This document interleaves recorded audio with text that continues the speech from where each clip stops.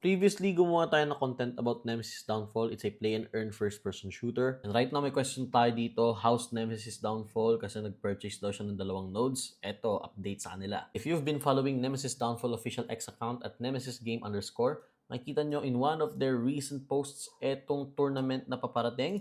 This is the first Nemesis Downfall Community Tournament which will begin this December 23 at magtatapos this February 2. Kung nakikita nyo po guys, no, itong tournament will be in scavenger hunt. Nasa skirmish mode po siya, so solo deathmatch.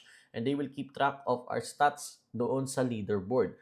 And yung top player with more than 10 games played on February 2 wins. The winner will be awarded a one rare NFT. It's a one-of-one NFT weapon, skin, and second and third place will also receive rewards. So if you're playing first-person shooter games at kung gusto ninyo magkaroon ng monetization somehow, well, I recommend na sumali po kayo dito sa kanilang community tournament. Nandyan po lahat ng info sa kanilang X account. On the other hand, ongoing pa rin po ang kanilang node sale. So pwede nyo pong basahin yung info about this one sa kanilang website at nemesisdownfall.com. Just to tell you mga dongs, isa ang Nemesis Downfall sa tinitignan natin since isa ito sa mga na-feature as top gainers ng play to earn score. For the meantime, yun lang muna and syempre update natin kayo kung meron mga bagong updates pagdating sa Nemesis Downfall. And if kung meron kayong mga questions or requests, please do leave it down there in the comments at mag-follow for more contents like this.